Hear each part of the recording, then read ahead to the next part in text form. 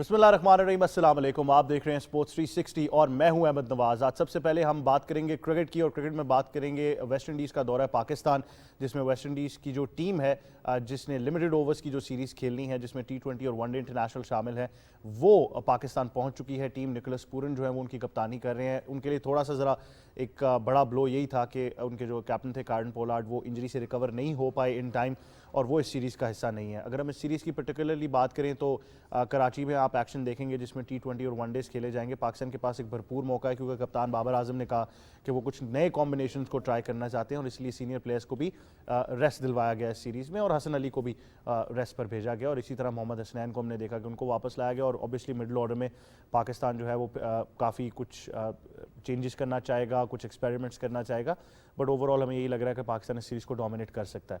इसके बाद अब हम क्रिकेट में बात करेंगे तो टेस्ट क्रिकेट की बात करेंगे, और टेस्ट क्रिकेट में एशेज़ की बात करेंगे, जिसमें ऑस्ट्रेलिया जो है वो पूरी तरह से डोमिनेट करता हुआ नजर आ रहा है। ऑस्ट्रेलिया की अगर आप बात करें तो उन्होंने 147 पे इंग्लैंड को ऑल आउट किया था, जब बारिश ने पहला दिन जो था उसको जल्द ख़त्म कर दिया, बट जल्दी ख़त्म होने के बावजूद जब दूसरा दिन शुरू हुआ तो ऑस्ट्रेलिया ने जिस तरह जो है बैटिंग का आगाज़ किया, उनके बैटर्स ने, डेविड वार्नर 94 रन्स बना सके, सेंचुरी नहीं कर पाए, हैरिस तो जल्दी पवेलियन चले गए, स्टीव स्मिथ भी उस तरह से परफॉर्म नहीं कर पाए, ना मार्नस लबुशेन। बट जब आप आगे बात करते हैं, एलेक्स केरी भी डेब्यू पर थे, वो भी नहीं परफॉर्म कर पाए। बट ओवरऑल जिस तरह से उन्होंने बैटिंग की, 300 से ज़्यादा रन्स भी वो बना पाए, उनको अच्छी खासी लीड भी मिल गई, तो बहुत सॉलिड पोजीशन में ऑस्ट्रेलिया नज़र आ रहा है। और यही लग रहा है कि इंग्लैंड के लिए प्रॉब्लम्स जो हैं वो बढ़ती जा रही हैं।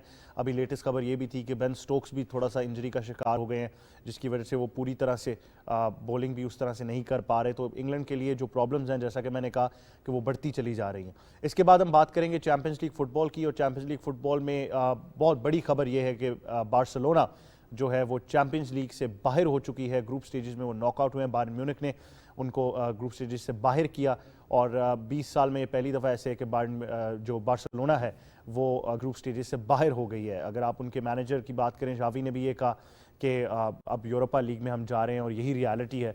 तो एक बहुत बड़ा रियलिटी चेक बार्सिलोना को आया है। खाली मेसी का जाना ही मेरे ख्याल से एक बहुत बड़ा इम्पैक्ट था उनके लिए, बट ओवरऑल भी अगर उनकी टीम की बात करें तो कुछ अच्छे फॉर्चून्स उनके नहीं नज़र आ रहे। इसके बाद आपसे बात करेंगे यूथ पैरा गेम्स की भी, जिसमें हम आपको बताएंगे कि पाकिस्तान ने 2 मेडल्स जीते हैं। लाइबा सरफराज हैं जिन्होंने पाकिस्तान की नुमाइंदगी करते हुए शॉर्ट पट में भी एक मेडल जीता, और डिस्कस थ्रो में भी एक ब्रॉन्ज का मेडल उन्होंने जीता। तो पाकिस्तान के लिए वहाँ पर भी अच्छी खबर है, और इस सब पर हम आज के शो में बात करने की कोशिश करेंगे। हमारे साथ हमारे पैनल मौजूद हैं स्टूडियोज़ में। सबसे पहले हमारी स्पोर्ट्स एक्सपर्ट सना मीर। अस्सलाम वालेकुम। वालेकुम क्या हाल है अस्सलाम, आपका? अल्लाह का करम, आप बताएं। मैं ठीक हूँ, good to have you on the show. और इनको ज्वाइन कर रहे हैं हमारे स्पोर्ट्स एनालिस्ट हसन चीमा। हसन, अस्सलाम वालेकुम, क्या हाल है आपका? वालेकुम सलाम, ऑल गुड यार। Good to have you on the show Hasan. Sana, Pakistan West Indies is the next now. जो पाकिस्तान की कैंपेन है क्रिकेट की, जैसे कि हमने कहा, बहुत बिजी कैलेंडर है। अभी बांग्लादेश की सीरीज़ ख़त्म की तो वेस्ट इंडीज़ की टीम आ गई है, उनका भी स्क्वाड अनाउंस हुआ, पाकिस्तान भी कुछ चेंजेस के लिए जा रहा है। तो ओवरऑल आप कैसे देख रही हैं इस सीरीज़ को? बहुत इम्पोर्टेंट इस तरह से हो जाती है कि बहुत से प्लेयर्स जो हैं वो कैरी किए हैं वर्ल्ड कप से, और बांग्लादेश सीरीज़ में कुछ को मौका मिला है, कुछ को नहीं मिला, पर वो एक बड़े पॉजिटिव ड्रेसिंग रूम का हिस्सा रहे। तो उनके अंदर एक बहुत एनर्जी होगी अपने आप को प्रूव करने की। कभी कभी इतनी अच्छी फॉर्म में टीम होती है, उसके बाद 2-3 महीने बिल्कुल फारिग हो जाते हैं, और फिर जब अगली दफ़ा आते हैं किसी डोमेस्टिक को क्रिकेट खेल के, तो कुछ चेंजेस आ जाती हैं। तो ये कंटिन्यूटी के लिए पाकिस्तान क्रिकेट की बहुत ही अच्छी चीज़ है कि ऑलरेडी उनको एक बहुत ही पॉजिटिव एटमॉस्फेयर मिला हुआ है, अच्छा परफॉर्म करके टीम आ रही है, और इस पॉजिटिव एटीट्यूड पे आप अपने होम कंडीशंस में आपको खेलने का मौका मिलेगा। क्योंकि हमने देखा है बाबर आजम ने कुछ प्लेयर्स को रेस्ट दिया है, तो इस सीरीज़ में हम देख सकते हैं कि कुछ ना कुछ तो ऑब्वियसली लोगों को मौका मिलेगा जिनको पहले मौका नहीं मिला। और इस तरह की एक पॉजिटिव कैंपेन के बाद अगर आपको मौका मिलता है तो किसी भी प्लेयर के लिए परफॉर्म करना और भी आसान हो जाता है। ओवरऑल माइंडसेट अच्छा होता है, टीम का अपना एक डीएनए जो है वो बड़ा पॉजिटिव हुआ होता है। तो I think it's going to be very important for the Pakistan team. Very important तो बिल्कुल है, बट हम क्योंकि आपके सवालात भी गेज करते रहते हैं, और हसन हुसैन कुरैशी हैं जिन्होंने ये सवाल पूछा, तो हसन, मैं आपसे ये सवाल पूछ रहा था। उनका सवाल ये था कि जब आप ऐसा विनिंग मोमेंटम देख रहे हैं तो क्या आप उसी अपनी कोर स्ट्रेंथ के साथ ऐसी सीरीज़ में जाएंगे, या आप एक्सपेरिमेंट्स की तरफ देख सकते हैं पाकिस्तान टीम को थोड़े से जाते हुए? वेल, डिपेंड करता है कि आपकी मोटिवेशन क्या है। अगर आपकी मोटिवेशन ये है कि अगले साल के वर्ल्ड कप के लिए या overall going forward T20 cricket में आपने अपनी बेंच स्ट्रेंथ बनानी है, अपना बेसिकली उन खिलाड़ियों को ट्राई करना है जिनको आप उस तरह से ट्रस्ट नहीं करते हैं, all that thing comes into it, तो फिर ठीक है। But at the same time ये पाकिस्तान है, यू नो कि रिगार्डलेस ऑफ जैसे आपका वर्ल्ड कप का या बांग्लादेश सीरीज की, होपफुली जिस तरह से पिछले 6-8 महीने पाकिस्तान क्रिकेट के गुजरे हैं, शायद ये पेशेंस हो कि कल को अगर आप एक होम सीरीज हार भी जाते हैं तो from the media, from the fans and specially board की तरफ से वो प्रेशर नहीं आएगा। If that is the case तो फिर यहाँ पे आप चेंजेस कर सकते हैं। No Haris Haris Rauf after the this series जा रहे हैं बिग बैश के लिए। एक दो और खिलाड़ी भी हैं जो आपकी मेन T20 टीम का हिस्सा हैं जो कि बिग बैश के लिए जिनके कॉन्ट्रैक्ट ऑफर्स हैं। तो आई फील लाइक कि आपको मैक्सिमम लोगों को अलाउ करना चाहिए, मैक्सिमम लोगों को एनओसी देना चाहिए उधर बिग बैश खेलने के लिए, जस्ट बिकॉज वहाँ के कंडीशंस, वहाँ के ग्राउंड्स की नॉलेज, वहाँ के प्लेयर्स के थ्रू के साथ जब आप ड्रेसिंग रूम शेयर करेंगे तो वहाँ की लोकल नॉलेज है वो आपकी ड्रेसिंग रूम में जब होगी तो that is going to be, वो आपके लिए हमेशा फायदेमंद होगा। आपको वन ऑफ द रीजंस आपका वर्ल्ड कप में इतनी अच्छी परफॉर्मेंस थी वाज कि आपके सारे वो लड़के थे जो सारे PSL 3-3, 4-4, 5-5 season Abu Dhabi, Dubai, Sharjah में खेले हुए थे, तो उनको उन कंडीशंस का अंदाजा था। तो वो आप एक चीज कर सकते हैं। But at the same time Pakistan से और इवन जो नई पाकिस्तान की रेजीम है इससे भी हमने इतनी रोटेशन इस तरह नहीं देखी, लेकिन हमने बांग्लादेश सीरीज के towards the end of that देखा था कि ज्यादा लोग ट्राई कर रहे थे। आई थिंक बाय द तीसरा जो T20 था उसमें आपके जो वर्ल्ड कप सेमीफाइनल की टीम थे, टीम में से 11 में से सिर्फ 3 खिलाड़ी खेल रहे थे बांग्लादेश के तीसरे T20 में। तो that is the thing you can do कि जरूरी नहीं है कि आप 11 के 11 नहीं डालें, लेकिन चार अबाउट हाफ टू हाफ रखेंगे, हाफ आपकी जो मेन टीम हो और हाफ आप जो है अपने ऑल्टरनेटिव ट्राई करें, तो आप कर तो सकते हैं। की बात है कि what is the level of assurance जो कि बोर्ड को की तरफ से टीम को, कोचेज वगैरह को है कि अगर सकलैन भाई को अंदाजा है कि, एंड आई फील लाइक कि काफी प्लेयर्स के थ्रू भी ये एक इंसिस्टेंस है कि उनको ही जॉब दी जाए, if that is the case तो फिर he can plan long term. लेकिन अगर वो अभी भी सीरीज बाय सीरीज जा रहे हैं, अभी भी वो एज एन इंटरिम कोच जा रहे हैं, तो क्या वो उस तरह से रिस्क लेंगे? I don't know. ये बड़ा इंपॉर्टेंट पॉइंट है जो हसन ने मेंशन किया। आप भी एग्री करेंगी कि हमने पास्ट में भी यही देखा है कि पाकिस्तान हमेशा लास्ट मोमेंट पर ही इस तरह की चीज़ें करता है। अगर हम पिछले वर्ल्ड कप की बात करें तो उसमें तो पूरा निज़ाम ही लास्ट मोमेंट पर चेंज हुआ, प्लेयर्स भी आए।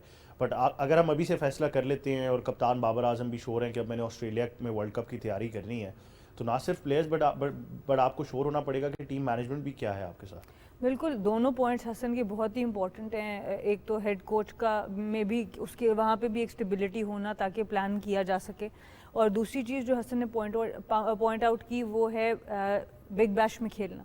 आई थिंक ये बहुत ही इंपॉर्टेंट चीज़ है। आप देखें PSL हमने खेला हुआ था UAE में, तो आपकी टीम के रिजल्ट्स कुछ और थे। उसके अलावा इंग्लैंड एक ऐसी टीम थी फॉरेन टीम्स में से, ऑस्ट्रेलिया ठीक है उनके डेवलपमेंट स्क्वाड UAE वगैरह आते रहते हैं, पर इंग्लैंड भी एक ऐसी टीम है जो तकरीबन हर T20 फाइनल में पहुंचती है जहाँ मर्जी कंडीशंस हो या सेमीफाइनल में।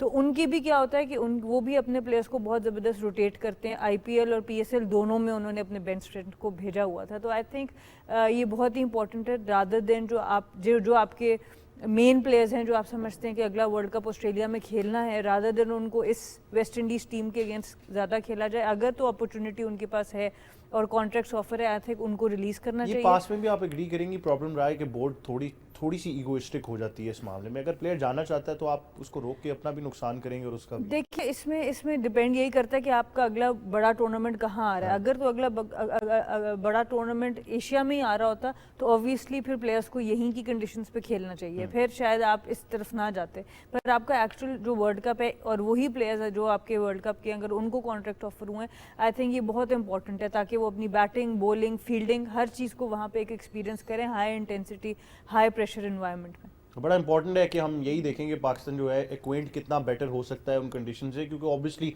एक बड़ा फ़र्क होता है जब भी हमारी टीम जो है वो ऑस्ट्रेलिया जाती है। तो हमने यही बात करनी है। तो हसन आप भी एग्री करेंगे कि अगर आपको अब एक अश्योरिटी है, आपको पता है कि वर्ल्ड कप वहाँ पर हो रहा है और बोर्ड को भी थोड़ी सी अब फ्लेक्सिबिलिटी की तरफ शायद आना पड़े, जहाँ पे प्लेयर्स अगर ऐसे लीग खेलना जाना चाहते हैं। आपने पहले भी मेंशन किया कि जाने दें, एक दो प्लेयर्स के तो कॉन्ट्रैक्ट्स हुए हैं, बट अगर मेजॉरिटी शेयर जाएगा तो हमारे लिए बेहतर है at the end of the day. हाँ, but at the same time आपको अपने बोर्ड के एंगल से भी देखना पड़ता है। आपका अपना डोमेस्टिक सीजन भी मैटर करता है कि अगर आप देखें ऑस्ट्रेलिया या साउथ अफ्रीका या न्यूजीलैंड की, तो ये BPL में या PSL में नहीं आते। अगर आपने देखा हो ऑस्ट्रेलिया के जो प्लेयर्स आए थे, इवन अगर उस्मान ख्वाजा लास्ट ईयर आए थे बिकॉज वो ऑफ सीजन में चल रहा था, तो वो तो दुनिया भर में होता है कि आपकी यू अलाउ एक, वाई IPL के लोग यही कोशिश करते हैं कि बोर्ड्स के दरमियान एक बाहमी अंडरस्टैंडिंग हो कि आप कहाँ पे जाएंगे। आपका डोमेस्टिक सीजन जो है यूजुअली दिसंबर या फर्स्ट वीक ऑफ जनवरी तक चलता है, तो बिग बैश के साथ क्लैश करता है। तो you want your guys to play your tournaments as well, कि जरूरी नहीं है कि आपके हर बंदा बाहर ही जाके खेल रहा हो, but at the same time जिनकी मैं बात कर रहा हूँ कि अगर आपका हारिस है या आपका फखर जमान है, हारिस तो चले जा रहे हैं but Fakhar Zaman is well, वो अगर जा रहा है तो फिर फखर को आई डोंट थिंक कि 4 डे क्रिकेट या ट्रॉफी खेलने से अब इतना कोई फर्क पड़ेगा, बट हैविंग फखर अगर वो हाफ द सीजन भी बिग बैश का खेल लेता है अभी जाके, तो उसके लिए गोइंग फॉरवर्ड बहुत इंपॉर्टेंट होगा। फखर ने काफी हद तक world going into the world cup उसकी तो उसका स्पॉट अंडर क्वेश्चन था, बट एक उसने स्पॉट रीअर्न किया। दूसरा ये कि फखर इज समवन जो कि बहुत रेयर है पाकिस्तानी बैट्समैनों में कि वो outside Asia is better than he is inside Asia. उसकी जो बेस्ट परफॉर्मेंस रही है वो इंग्लैंड में उसने आई थिंक 150 मारा था, एक साउथ अफ्रीका में 190 मारा था, चैंपियंस ट्रॉफी के फाइनल में उसने सेंचुरी मारी थी। इट्स यूजुअली बाहर की पिचों पे वो स्कोर करता है because is a sort of batsman जो कि likes pace coming on to the bat. तो Fakhar is already built for that, और जब आपका वर्ल्ड कप ऑस्ट्रेलिया में होगा या इस तरह की कंडीशन में होगा, he will be an important part of that. So giving him the opportunity to go there and play as much as possible, I feel like is someone जिसको आप इस लिहाज से देख सकते हैं। Similarly, Heather, मतलब because Heather doesn't have that much experience of playing in those conditions, but अब अगर आपने eventually हफीज और मलिक से move on करना है, which you don't know कि अगले वर्ल्ड कप में भी 1 महीना पहले हफीज और मलिक ही आपके स्क्वाड का हिस्सा हो, बट अगर आपने अल्टरनेटिव्स बिल्ड करने हैं, जो हम वर्ल्ड कप से पहले बात करते कि द रीजन मलिक और हफीज को वापस लाना पड़ा बिकॉज आपने अल्टरनेटिव्स बिल्ड ही नहीं किए थे। तो Haider is that sort of player जो कि आप जिसको इनकरेज कर सकते हैं वहां जाके भेजना, बिकॉज अगेन बिग बैश में भी इतने ज्यादा नंबर 4-5 के बैट्समैन नहीं होते। मोस्टली उनके जो बैट्समैन है, इवन जो वेड और स्टॉइनिस भी हैं, वो भी टॉप ऑर्डर में बिग बैश में खेल रहे होते हैं। बिल्कुल।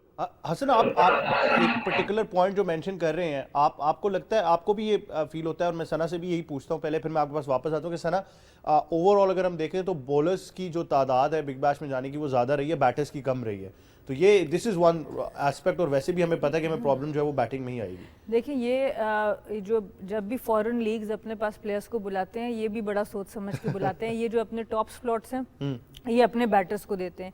बहुत बड़ी एक ट्रांजैक्शन होती है ख़ासतौर पे इंग्लैंड ऑस्ट्रेलिया के दरमियान। मैंने लड़कियों की क्रिकेट में भी ये बहुत देखा है कि वो इंग्लैंड वाले अपनी जो बॉलर्स हैं, जो बेस्ट बॉलर्स हैं, वो ऑस्ट्रेलिया के बिग बैश में नहीं खेलने जाती, क्योंकि ऑस्ट्रेलिया के बैटर्स को उनको खेलने की आदत हो जाती है and they work them out. और इसी तरह जो ऑस्ट्रेलिया की बॉलर्स हैं वो भी नहीं जाती, ज़्यादातर इनके बैटर्स एक्सचेंज होते हैं और उनके भी नंबर सबसे पहले डिफाइन होते हैं कि पैसे तो जो अभी हमें देंगे, आपने टॉप 4 टॉप 5 में खिलाना है। तो निगोसिएशन पावर ही फ़र्क होती है जब आप दोनों कंट्रीज़ की लीग बहुत स्ट्रॉन्ग होती है, तो इन प्लेयर्स को इन चीज़ों का बड़ा फ़ायदा होता है।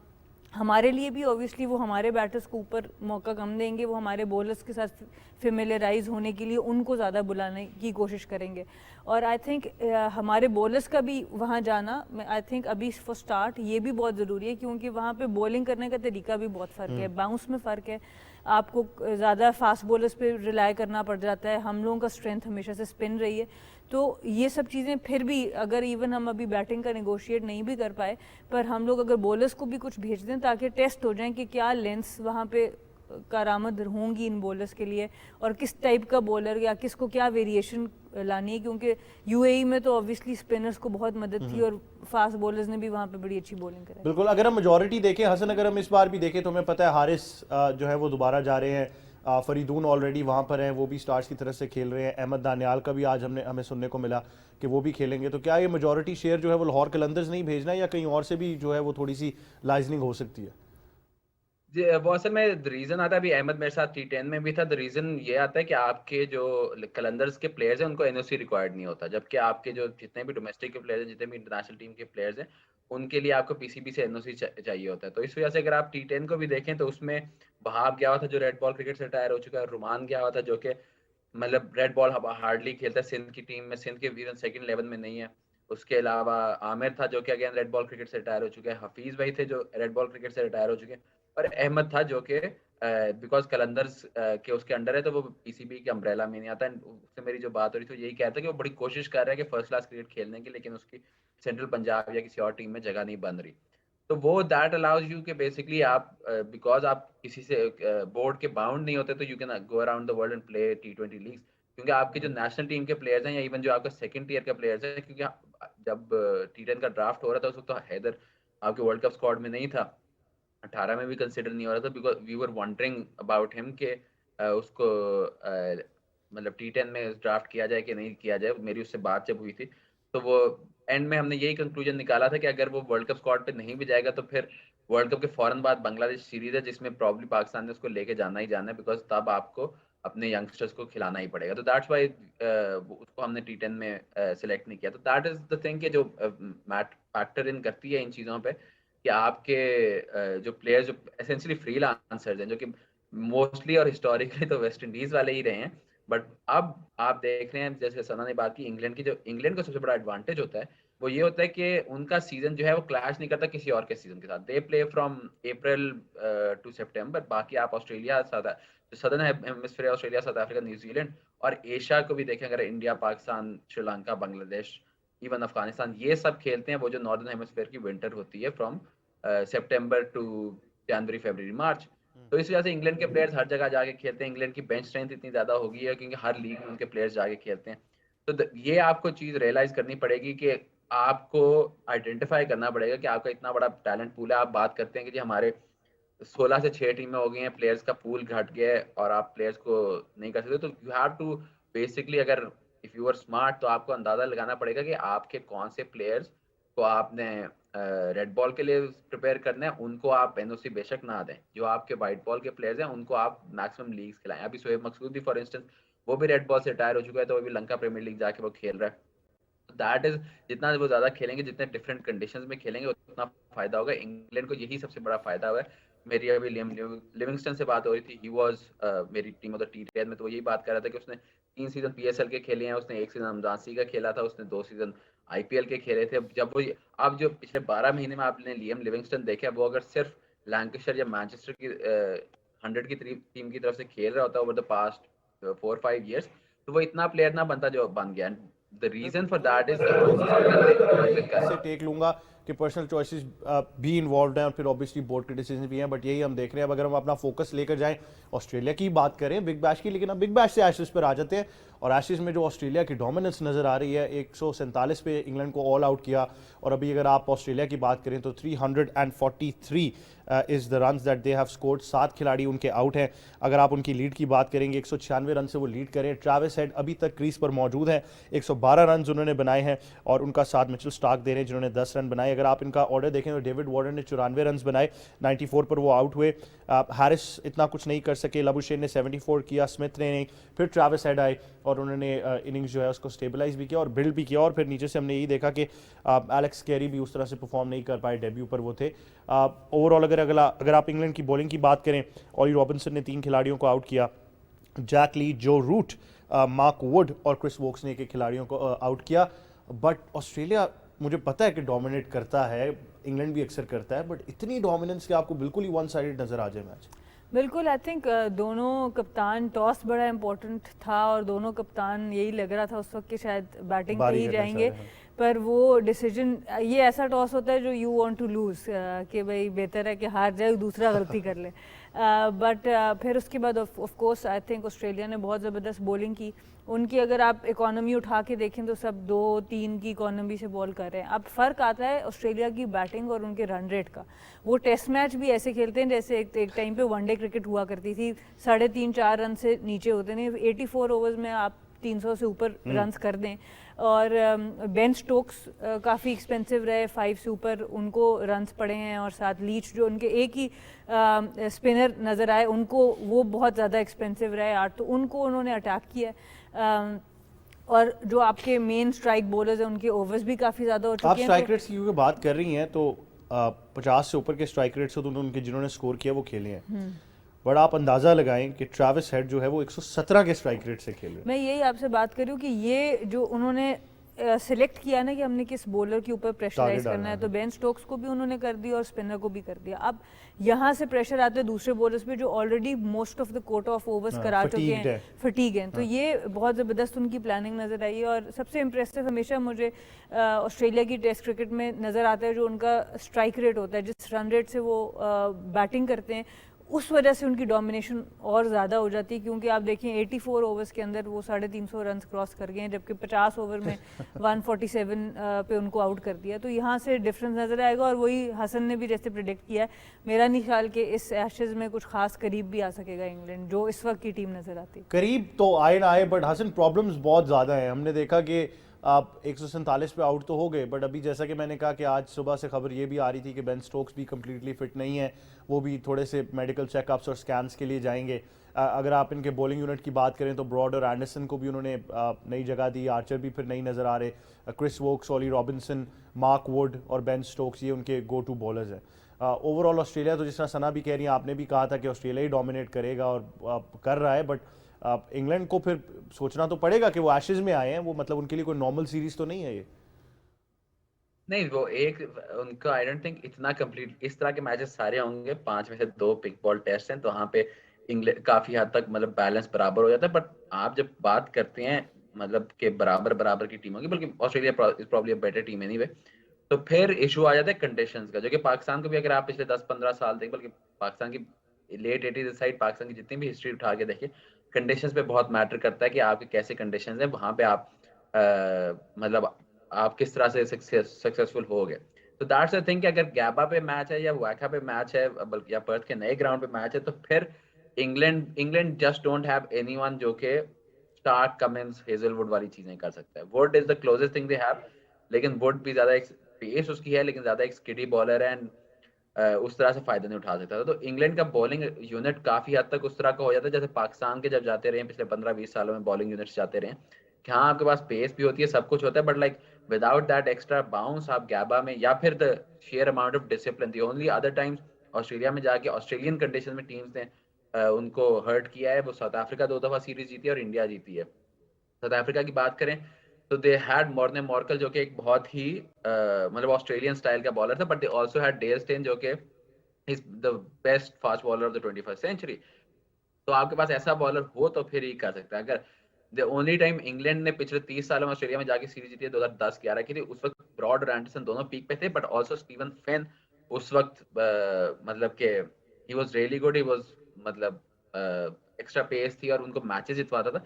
And the other thing was कि between Cook, Strauss, Trott, Bell and Pietersen you had a top 5 जो कि was one of the best in the world. अब that is the thing कि आपको ऑस्ट्रेलिया में जाके अगर compete करना है, whether you look at that south Africa की टीम, that इंडिया की टीम या इंग्लैंड की एशेज विनिंग टीम, दोनों डिसिप्लिन में आपको ऑस्ट्रेलिया की बराबरी चाहिए होती है, बिकॉज जब कंडीशंस पे बात आ जाती है, या ऑस्ट्रेलिया से बर्तरी चाहिए होती है, बिकॉज अपने कंडीशंस में जितना हम बात करते हैं एशियन टीम्स की, पाकिस्तान, श्रीलंका या इंडिया डोमिनेट करते हैं, उसी तरह ऑस्ट्रेलिया भी करता है। David Warner is the perfect example of that कि डेविड वार्नर की 40 की एवरेज, 40 से भी मेरे ख्याल से कम की एवरेज आउटसाइड ऑस्ट्रेलिया, और ऑस्ट्रेलिया में 60 से भी ऊपर की एवरेज है। That is how they play, they understand those conditions कि जब एक दफा बॉल पुरानी हो जाएगी, हमने आज ट्रेविस हेड को भी देखा और पहले भी देखते रहे, ऑस्ट्रेलिया का नंबर 5, 6, 7 जो होता है, वेदर साइमंड्स हो, गिलक्रिस्ट हो, बाद में ब्रैड हैडन एशेज में करते रहे हैं, डिफरेंट प्लेयर नंबर 5, 6, 7 पे आके इस तरह से बैटिंग करते हैं कि उनको पता है कि 30वें से 80वें ओवर तक तो बॉल ने कुछ नहीं करना, अनलेस कि आपके पास एलीट स्पिनर हो। And the way you basically take him down is कि बेशक यासिर शाह हो, बेशक जैक लीच हो, बेशक जो मर्जी स्पिनर आ रहा हो, आप उसको पहले टेस्ट में अंडर प्रेशर डालें, विच इज आल्सो व्हाई वो हमेशा प्रेफर करते हैं गैबा पे पहला मैच, जहाँ पे स्पिन को, ट्रेडिशनल स्पिन को इतनी सपोर्ट नहीं मिलती है। तो दैट्स द थिंग कि आपके जो 2 पिंक बॉल टेस्ट हैं, अज्यूमिंग उसमें Anderson and maybe Broad दोनों या दोनों में से एक तो खेलेगा, वहां पे इंग्लैंड कंपीट कर पाएगा। बट एज फार एज बाकी जो 3 टेस्ट आर कंसर्न, उसमें दे कांट कंपीट अनलेस कि उनका बैटिंग यूनिट इस तरह स्टैंड अप करे कि हर मैच में 350-400 लगा रहे हो। बिल्कुल, एशेज सीरीज तो काफ़ी पड़ी है, और लगता ये है कि शायद भूल जाएं वो, लेकिन जितनी भी हम बात करें इनके पास इतना तो टाइम रहा है, जैसे कि कुछ प्लेयर्स की हमने बात की। अब मैं बार बार, अभी तक मैं कल से वो रोरी बंस के आउट पर ही फंसा हुआ हूँ, और मैं बार बार उसको देखने की कोशिश करूँ कि उन्होंने किया क्या, कि मतलब आपको तकरीबन इन द स्लॉट बॉल मिली है, कुड हैव फ्लिक्ड इट, मतलब आप स्क्वायर लेग, मिड विकेट कहीं भी आप खेल सकते थे, बट टेक्निकली इतने आप आउट थे कि आपको पता ही नहीं चला कि क्या वो। आई थिंक टेक्निकली से ज़्यादा मेंटली भी आपको पता चलता है कि कितना प्रेशर है एशेस का, और इसमें आपको क्रेडिट मिच स्टार्क को भी देना पड़ेगा कि उनकी एक रेपुटेशन बन गई है, जैसे शाहीन की एक रेपुटेशन है, मिचेल स्टार्क की भी वो रेपुटेशन है कि वो नई बॉल से आपको थ्रेट करेंगे। तो जब इस तरह sometimes you play the bowler rather than the ball, और यही गलती नज़र आई वहाँ पे कि वो मेंटली पूरी तरह से नज़र नहीं आए कि स्ट्रॉन्ग थे, और इसीलिए जो एट टाइम जब आप स्ट्रेस में होते हैं तो या तो आपकी मूवमेंट बिल्कुल रिस्ट्रिक्ट हो जाती है या आप ज़्यादा शफल कर जाते हैं, और ये होता है बैटर्स के साथ। तो आई थिंक वो क्योंकि रिलीज पोजीशन के टाइम कुछ भी वो स्टेबल नहीं थे, ऑन द मूव थे, वो हुआ। बट जो हसन ने बात की प्रॉपर स्पिनर की, तो मैं थोड़ा सा हैरान हूँ कि अभी भी मोइन अली टाइप बैटिंग में भी डेप्थ मिल प्लेयर जाती वो है। आपको बैटिंग में भी काफ़ी रन्स करके दे सकते हैं, उनका ना होना भी मुझे थोड़ा सा क्वेश्चन मार्क लगता है यहाँ पर। तो थोड़ी सी जो सिलेक्शन पॉलिसीज़ हैं, जो रोटेशन पॉलिसी है इंग्लैंड की, वो ऑब्वियसली थोड़ा समझते समझते आएगी, या तो वो हमसे 5 साल आगे हैं या अभी हमारी समझ में वो नहीं आ रही बात। वो आपको मैं वही कह रहा हूँ कि वो इतना फनी एक सिनारियो रहता है जब भी इनकी एशेज आती है, कि मतलब लोग यही कह रहे थे कि स्टुअर्ट ब्रॉड शायद बेहतर ओपनिंग कर पाते बर्न से, बट वो सिचुएशन खैर ऐसी थी। बट इन एनी केस हमने ये देखा है कि ऑस्ट्रेलिया की डोमिनेंस तो हमें नज़र आई है आगे जाते हुए, जिस तरह हसन ने भी बात की कि शायद हो सकता है जब पिंक बॉल टेस्ट की बात आए तो कुछ बेहतर हो सके। बट हसन नसीब अमीर के बारे में आप क्या कहना चाहेंगे? टेक्निकली बड़े ज़बरदस्त लगते हैं, अच्छा खेल रहे थे, बॉल उनको बहुत अच्छा पड़ा जब वो आउट हुए, बट अगर if we had to choose one batsman out of all of them Root के अलावा, तो एक यही थोड़े से पॉजिटिव नज़र आ रहे थे हमें। नहीं, बिफोर आई गॉन, वो जो सना ने बात की उस पर मैं थोड़ा एक्सपैंड करना चाहता हूँ, बिकॉज अगेन मेरी अभी अबू धाबी में कई इंग्लैंड के कोचेज रहे हैं, इंग्लैंड के जो प्लेयर्स हैं, उनसे बातचीत हो रही थी रिगार्डिंग मोइन की, बिकॉज मेरा भी ये सवाल था कि why didn't he have a bigger, या अभी भी टेस्ट क्रिकेट क्यों नहीं खेला, क्योंकि स्पिनर, हमने पहले भी बात की, स्पिनर तो बनता ही अपनी 30s में जाके। तो ये बात कर रहे थे कि मोइन ने एट सम स्टेज आके टेस्ट क्रिकेट एंजॉय करना छोड़ दी थी, और आखिरी जो कुछ साल थे वो इसलिए खेला था बिकॉज उन्होंने अपने आई थिंक फादर के साथ एक वादा किया हुआ था एसेंशियली कि इतने रन और इतनी विकेट्स मैं करूंगा, जिसके बाद जब करीब आ गए थे, जब क्रॉस कर गए थे, तो ही वाज लाइक अब I can retire, because he didn't enjoy that dressing room. और जबकि इंग्लैंड का व्हाइट बॉल का जो ड्रेसिंग रूम है वो बहुत एंजॉय करते हैं वो, जो कि मतलब कि उसमें अब आपके पर्सनल रीजंस भी हो सकते हैं। हमने वैसे भी अब ओवर द पास्ट 3-4 महीने देखे कि इंग्लिश क्रिकेट में कई मसाइल काफी वाजे हैं, जो कि मतलब एक डिफरेंट एथनिसिटी वाले प्लेयर को अफेक्ट करते हैं, तो फिर वो चीज़ें बहुत मैटर करती हैं। तो मोइन का अर्ली रिटायरमेंट लेना या आदिल का अर्ली रिटायरमेंट लेना रेड बॉल क्रिकेट से, आई थिंक इस पे मैं ज़्यादा एक्सपैंड नहीं करूंगा, बट आई थिंक अक्लमंद के लिए इशारा ही काफ़ी होगा। तो उस केस में अब आपने नया प्लेयर बनाना है, नया स्पिनर बनाना है, दैट इज वेयर वो डॉम बेस्ट पे बहुत ज़्यादा इन्वेस्ट कर रहे हैं। इंडिया भी उसको लेके ये पाकिस्तान के खिलाफ सीरीज खिलाई थी, वो सारी चीज़ें थी। तो जब आप ये सब कुछ कंसिडर करते हैं, तो Jack Leach for now is basically short term answer या शॉर्ट टर्म सोल्यूशन। फिर आपका सवाल यही आ जाता है कि इज अ मीडियोकर स्पिनर या is an above average spinner better, you are you better off in that case then कि आप 4 फास्ट बॉलर ही खिला लें क्योंकि दैट इज योर स्ट्रेंथ। ये सवाल जो है वो मतलब आप सोचते हो, but at the same time दूसरी हसन, तरफ आपने देखो, बड़ा बिकॉज पोलाइटली कहा है शॉर्ट टर्म आंसर, मुझे नहीं लगता कि वो अभी आंसर है भी। नहीं, इस पे अगेन मैं बात करूंगा न्यूजीलैंड की, क्योंकि न्यूजीलैंड का जब पहला टेस्ट हुआ था उसमें भी सऊदी और जेमिसन ने सारे आउट किए थे। तो मेरी न्यूजीलैंड की ड्रेसिंग रूम में लोगों से बात हो रही थी, तो मैंने कहा कि यार अगर इधर भी तुम्हारे फास्ट बॉलर ने आउट करना है तो वैगनर और बोल्ट को भी खिला लो। तो दे वर लाइक नहीं, हमें कॉन्फिडेंस है अपने स्पिनर्स में कि हमारे स्पिनर्स जो हैं once they are used to this conditions they will adjust and they will perform well. और अगले टेस्ट में आप सबको पता है इजाज पटेल ने क्या किया। तो फिर eight the end of the day आप जब ड्रेसिंग रूम के बाहर होते हो, कई चीजें या अंडरस्टैंडिंग ऑफ कि बेसिकली एक बंदे की कॉन्फिडेंस, एक बंदे का फॉर्म कितना है, आपको फैक्टर इन नहीं करती। But what I will say is कि जैक लीच ने मुझे कभी इंप्रेस नहीं किया।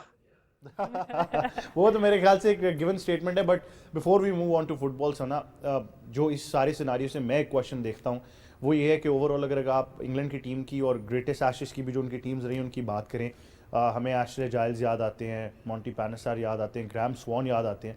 ऑस्ट्रेलिया की अगर बात करें, इतने अरसे में ऑस्ट्रेलिया एक स्पिनर ऐसा बना पाया जिस पे वो रिलाई करते रहे। शेन वॉर्न के बाद हमने देखा नेथन हॉर्ट्स पे गए वो, उसके बाद जब से नेथन लाइन आए हैं, he is been a consistent part of their Ashes squad और टेस्ट स्क्वाड भी। इंग्लैंड जिस तरह वो कह रहे हैं कि मोइन अली में इन्वेस्ट तो किया बट वो नहीं इन्जॉय कर पाए, तो आपको लगता है कि इंग्लैंड को ये कंसिडर करना पड़ेगा कि उनको एटलीस्ट रेड बॉल के लिए एक स्पिनर ऐसा चाहिए जो लॉन्ग टर्म उनके लिए चल सके? बिल्कुल बहुत इंपॉर्टेंट है। रेड बॉल में आपको जितना एक्सपीरियंस रेड बॉल क्रिकेट में चाहिए बॉलिंग यूनिट में, आई थिंक बहुत अंडररेटेड है। ऑब्वियसली एज फास्ट बॉलर्स आपको फ्रेश लेग्स चाहिए होती हैं, आपको फास्ट बॉलिंग यूनिट में कभी कभी एक आध बंदा ऐसा डालना पड़ता है जो आपको वो किक दे सके, पर स्पिनर्स तो जितने एक्सपीरियंस्ड होते हैं, वो ओल्ड इज गोल्ड वाली एक्चुअल टर्म वहाँ पे काम आती है कि जितना ज़्यादा एक्सपीरियंस होगा उतना वो आउटस्मार्ट कर सकता है अपने ओपोनेंट को, और उतना वो डिफरेंट कंडीशंस को इस्तेमाल कर सकता है, एंगल्स को इस्तेमाल कर सकता है।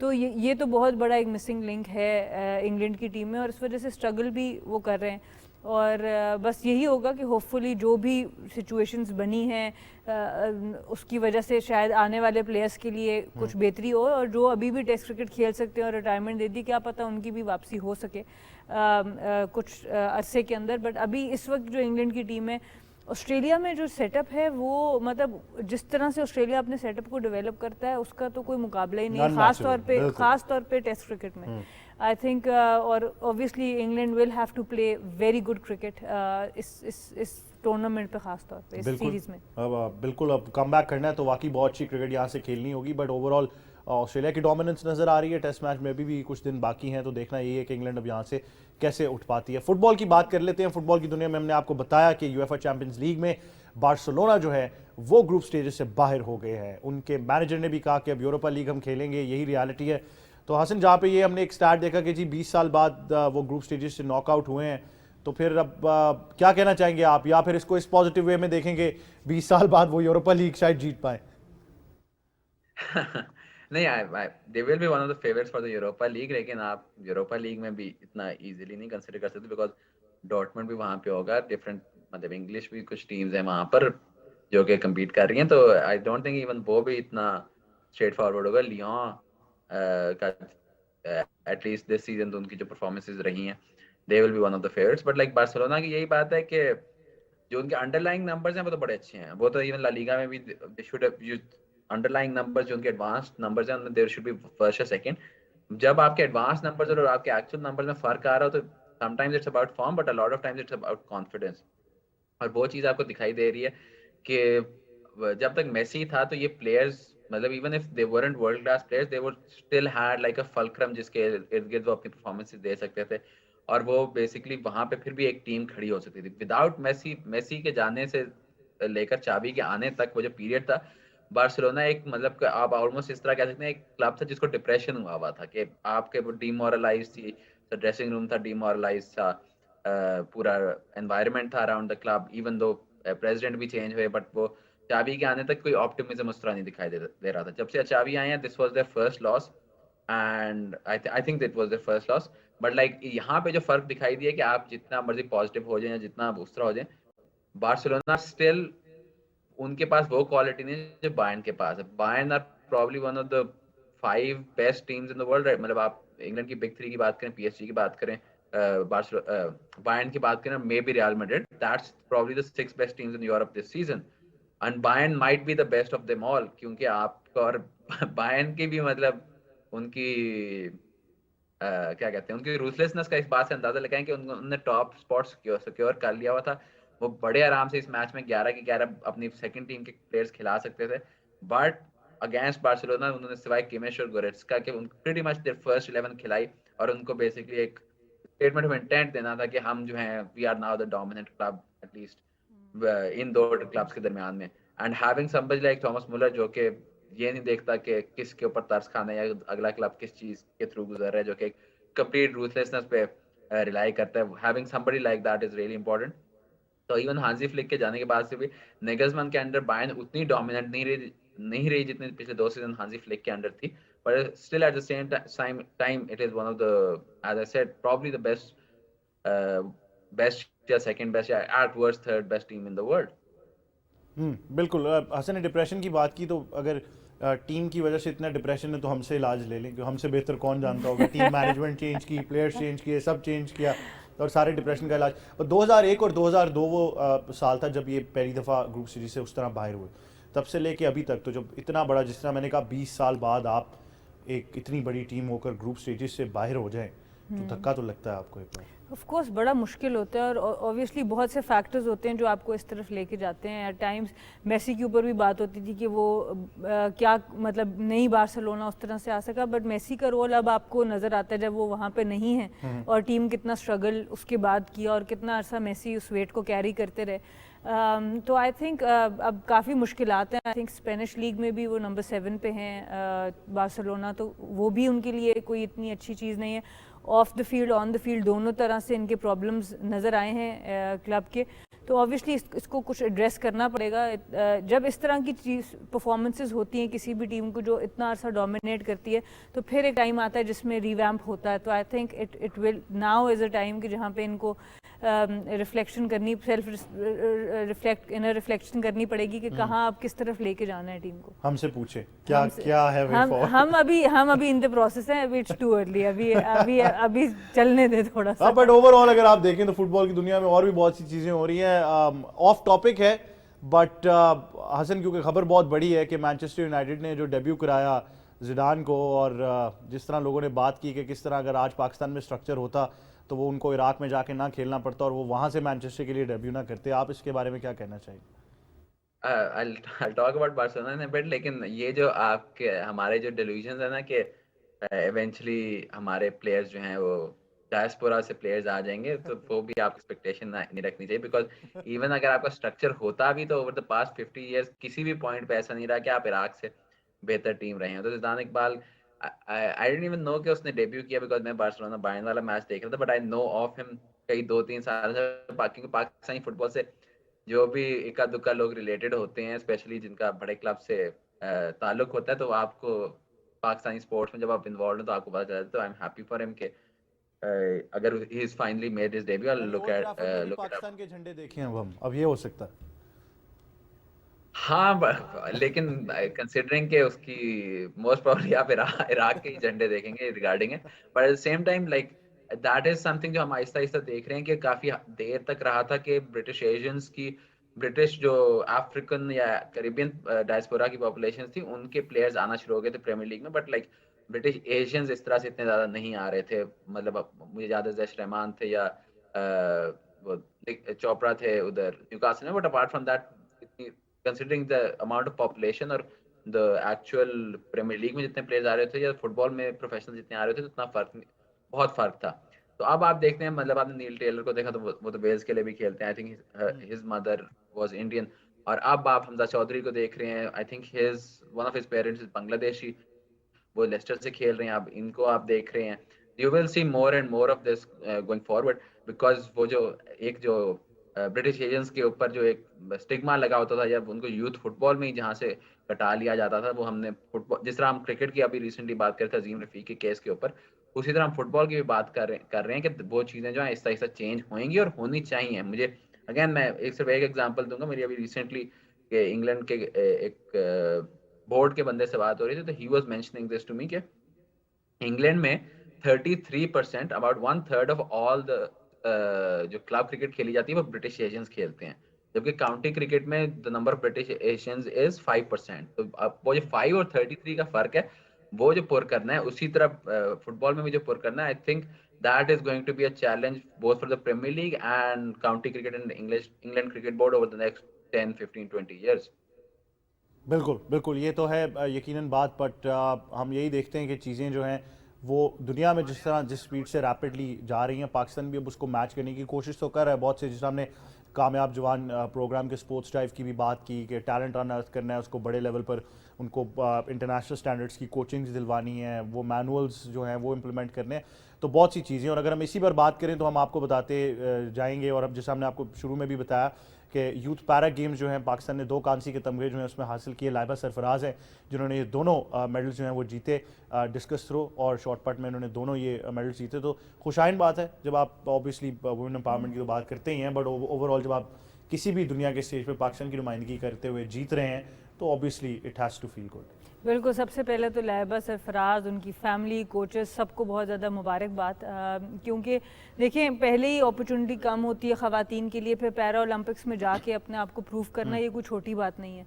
और इनकी बहुत ज़्यादा हौसला अफजाई हर जगह पर करनी चाहिए, और मेरे ख्याल से ये वो जगह हैं ख़ास तौर पर ख़वातीन की। बिल्कुल सना, मैं आपको इंटरप्ट करता हूँ, छोटे से वक्फे की तरफ जाते हैं, वापस आते हैं, देखते रहिए sports 360। Here he goes again.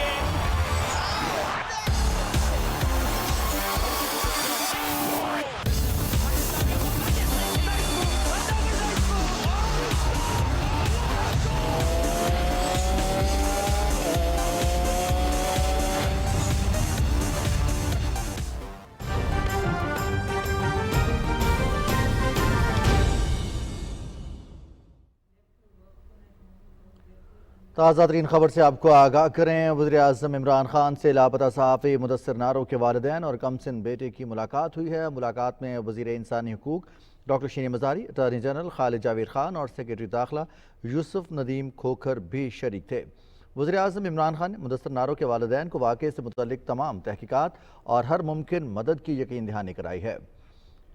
वज़ीर-ए-आज़म इमरान खान ने कानून नाफिज करने वाले इदारों को मज़ीद तहकीकात करके मुदस्सिर नारो के वालिदैन और बेटे को तसल्ली बख्श जवाब देने की हिदायत जारी की हैं। इस मौके पर मुदस्सिर नारो के वालिदैन ने वज़ीर-ए-आज़म की यकीन दहानी पर एतमाद का इजहार किया है। वज़ीर-ए-आज़म इमरान खान से लापता सहाफ़ी मुदस्सिर नारो के वालिदैन और कमसिन बेटे की मुलाकात हुई है।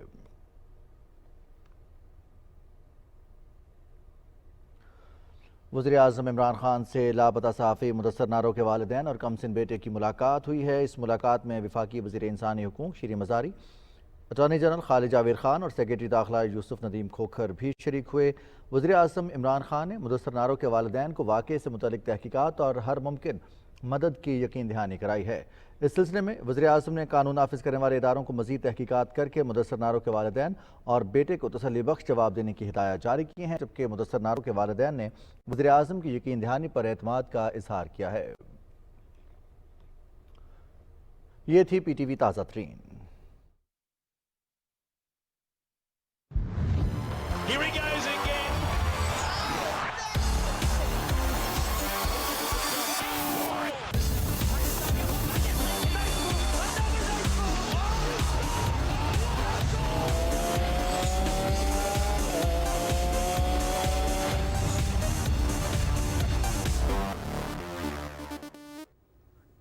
Welcome back. बात कर रहे थे लाइबा सरफराज की और जो उन्होंने 2 मेडल जीते हैं, जिस तरह सना ने भी कहा कि बहुत खुशाइन बात है, ऑब्वियसली एक रोल मॉडल भी बनते हैं। तो हसन, ऐसे ही आहिस्ता आहिस्ता हम देखना चाहते हुए फॉरवर्ड, बट जिस तरह अब एक नया मोमेंटम आ रहा है जहाँ पे रियलाइज़ करें, जिस तरह हमने देखा चाहे वो अरशद हों ओलंपिक्स की अगर हम बात करें, या चाहे अब अगर हम पैरालंपिक्स की बात करें जिस तरह लाइबा सरफराज हैं, तो उसी तरह इंडिविजुअल से शायद हमारा फोकस जो है वो ज़्यादा आ सके ओलंपिक्स की तरफ।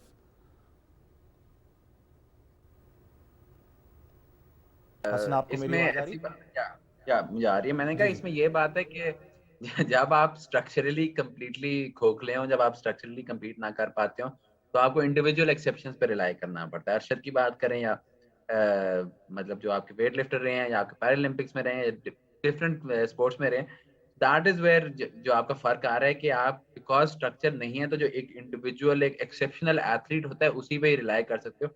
अगर आप टीम स्पोर्ट्स की बात करें, team sports are representative of कि आपका आप कितनी डेप्थ है, कितनी आप आपका सिस्टम कितना तगड़ा है, जबकि इंडिविजुअल स्पोर्ट्स में आप एक यूनिक इंडिविजुअल पे भी रिलाई करके आगे आ सकते हैं।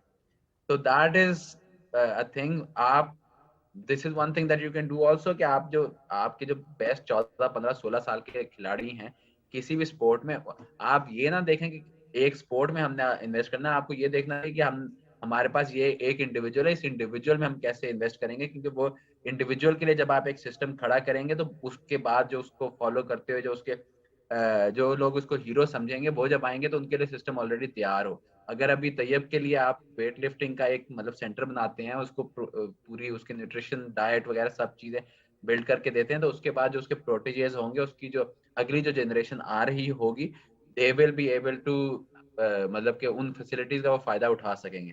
That is one way of building thing. But right now अभी आपकी जो रिलायंस है वो यही है कि 22 करोड़ का मुल्क है, तो 22 करोड़ में से आपकी इंडिविजुअल एक्सेप्शंस तो आ ही जाएंगी, तो वो जो कर जाएंगे तो कर जाएंगे।